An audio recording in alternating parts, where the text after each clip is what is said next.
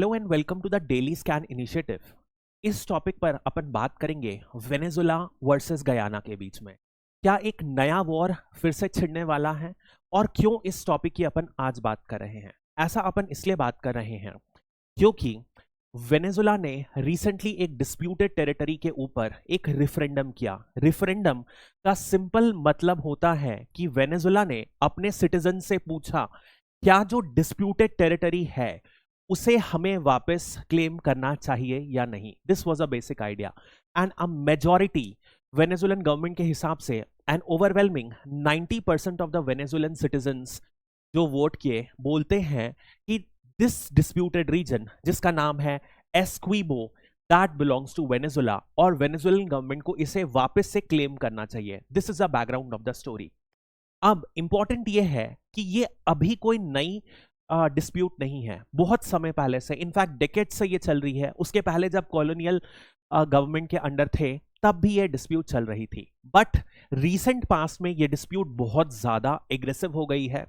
In fact क्योंकि अगले साल वेनेजुला का गवर्नमेंट का इलेक्शन भी है तो उनके जो प्रेसिडेंट है मादुरो, माना जा रहा है कि वो पावर में रहने के लिए वेनेजुएलन्स को कुछ रीजन देना चाहते हैं कि उन्हें वोट करें। वो इस हंगर ऑफ पावर में कुछ एनालिस्ट ये भी मानते हैं कि एस्क्विबो रीजन को एनेक्स कर ले। That is the extent to which a situation is volatile in South America right now.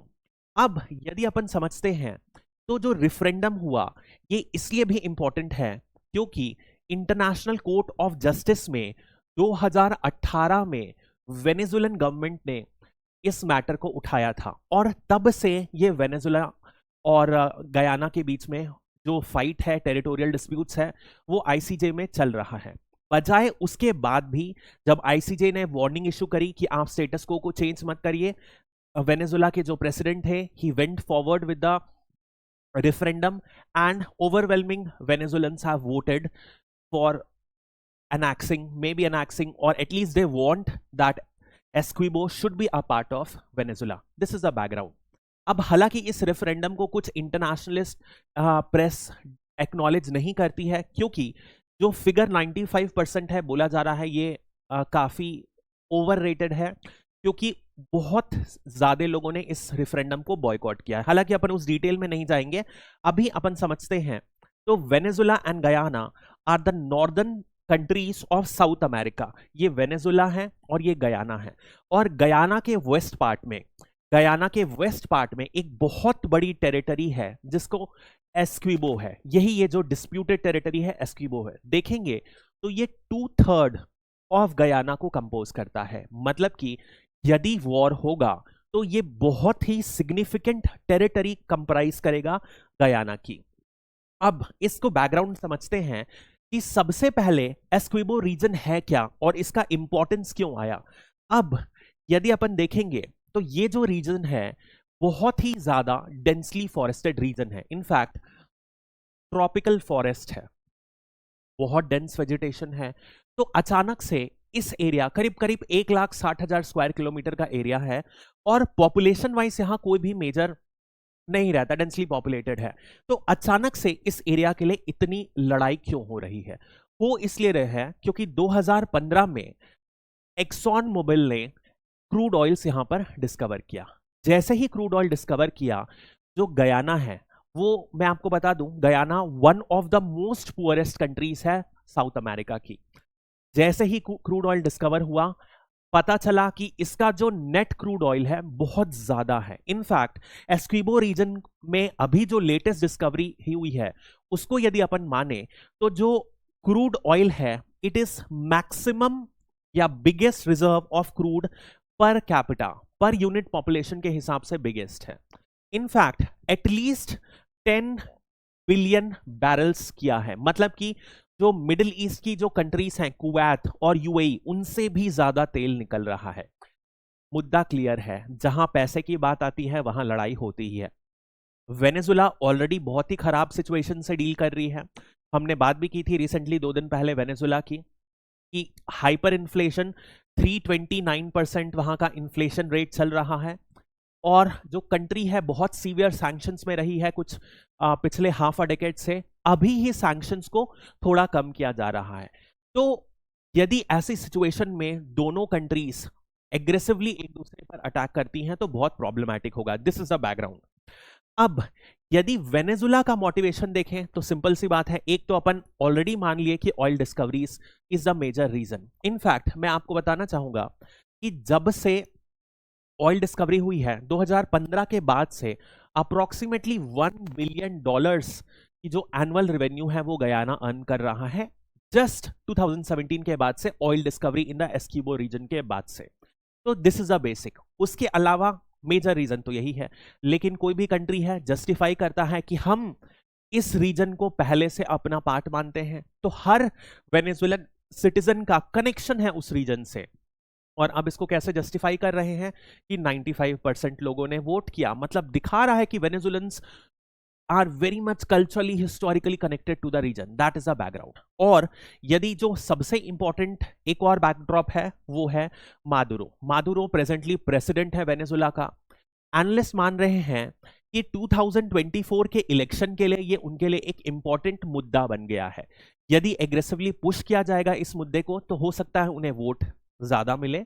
और कुछ एनालिस्ट का मानना यह है कि ये इतना एक्सट्रीम तक हंगर ऑफ पावर में जा सकते हैं कि शायद यूनिलैटरली ये अटैक कर दें गयाना पर। That is the extent of the crisis right now.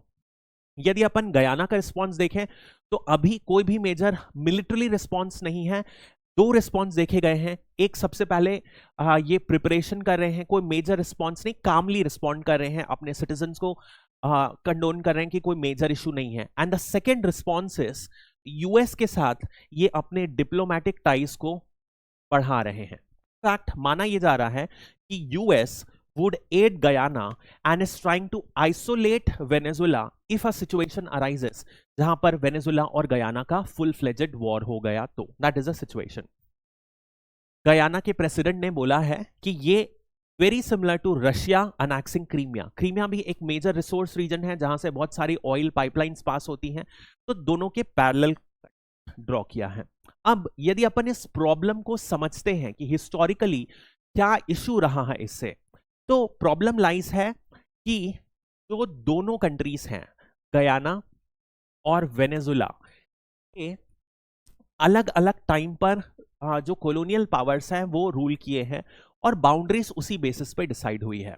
तो यदि अपन समझते हैं कन्फ्लिक्ट की रूट्स पहले से थी। सबसे पहले क्या हुआ था, वेनेजुला और एस्किबो दोनों एक टाइम पर स्पेन के अंडर रूल करती थी। मतलब कि एस्किबो विच इज गयाना और वेनेजुला दोनों मिला के ये जो इंटायर रीजन है, ये वाला पूरा का पूरा रीजन, ये स्पेनिश स्पेन के अंदर था। इसी बेसिस पर वेनेजुला बोलता है कि Essequibo is a part of Venezuela. That is the idea. लेकिन यदि अपन गयाना की बात करें तो गयाना का प्रेजेंटली पार्ट है। एक इंटरनेशनल आर्बिट्रेशन बैठाया गया था 1899 में, उसमें ये क्लियरली रूल किया गया था कि Essequibo is a part of Guyana. That is a basic idea. तो दोनों के पास कंटेस्टिंग क्लेम्स हैं, इसलिए प्रॉब्लम है। उसके बाद 2018 में वेनेजुला ने आईसीजे को प्ले किया था और आईसीजे ने स्टेटस को मेंटेन करने का ऑर्डर दिया है। हालांकि फाइनल जजमेंट अभी नहीं आया है और माना जा रहा है फाइनल जजमेंट आने में बहुत साल लग जाएंगे। तो दिस इज द सिचुएशन। अब यदि अपन राइट नाउ देखते हैं तो गयाना बोलता है कि 1899 का आर्बिट्रेशन क्लियरली एस्किबो रीजन को, गयाना को हैंडल करता है, तो एस्किबो रीजन में हमारा हक है। साथ ही साथ गयाना यह भी बोलता है कि 1960s तक कभी भी वेनेजुला ने इस क्लेम को कंटेंट नहीं किया है बल्कि माना है।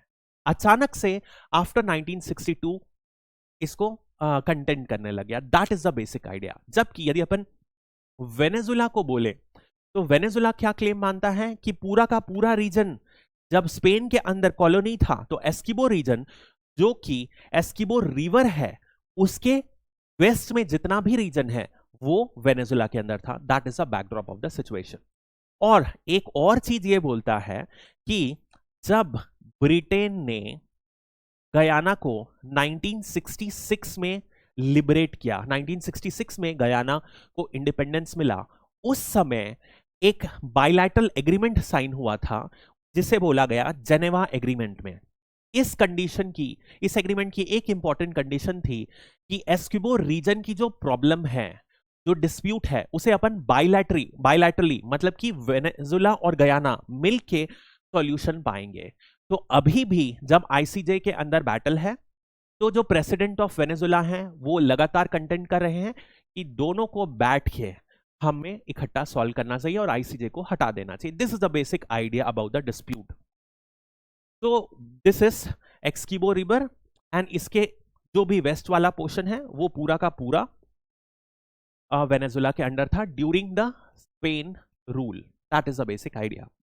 यदि अपन अभी देखते हैं, ऐसी सिचुएशन में यदि फिर से एक वॉर छिड़ जाता है तो ग्लोबल जियोपॉलिटिक्स के लिए ये बहुत खराब सिचुएशन होगी। ऑलरेडी 2 वॉर चल रहे हैं रशिया यूक्रेन के बीच, और दूसरा चल रहा है इजराइल वर्सेस पैलेस्टीन के बीच में। इस डायनामिक्स में यदि एक तीसरा वॉर हो जाए तो पूरा का पूरे सिचुएशन को खराब कर देगा। एक रीजनली यदि देखा जाए तो क्या होगा, हाँ, लैटिन अमेरिका डिस्टेबलाइज हो जाएगा, that is the one thing. यदि अपन ऑलरेडी बात करे थे जब अपन ने वेनेजुला का वीडियो देखा था कि वेनेजुला में already close to 7.7 crore peoples have been moved out of their land. ये सारे के सारे पीपल डिस्प्लेड है, कुछ वेनेजुला में है और कुछ आसपास की कंट्रीज में है। मतलब migrant crisis already Latin America की बहुत सीवियर है, ये अपन बात किए थे। यदि दोनों के बीच वॉर होता है तो Latin America would get destabilized, number 1 for sure. Second impact ये भी होगा कि फिर से Latin America could become a playground जहां पर ग्लोबल पावर्स खेलने लगे। जैसे कि अपन ने बात की थी यूएसए वर्सेस रशिया के बीच में, ऑलरेडी हो सकता है कंट्रीज अपने अलाइज खोज के उनके थ्रू अपने प्रॉक्सी बैटल्स लड़ने लग जाएं। This could be another problem. जैसे रशिया के अलाइज क्या क्या हैं, क्यूबा है इस रीजन में, उसके बाद चाइना अलाइन कर सकता है रशिया के साथ, ईरान अलाइन कर सकता है, और इस बेसिस में एक पूरा का पूरा प्रॉक्सी वॉर छिड़ जाएगा in Latin America by the developed, by the 2 countries great powers. अब यदि अपन तीसरी बात सोचें तो वो है ऑयल डायनामिक्स के लिए। ऑयल के लिए फिर से स्टेबिलिटी बिगड़ जाएगी, क्योंकि अभी ही रिसेंटली वेनेजुला क्या किया है, सैंक्शंस हट रहे हैं, तो वेनेजुला का ऑयल मार्केट में फिर से आने लगा। अपन ने बात किया था कि रिलायंस ने अभी 3 टैंकर बुक किया है ऑयल का वेनेजुला से।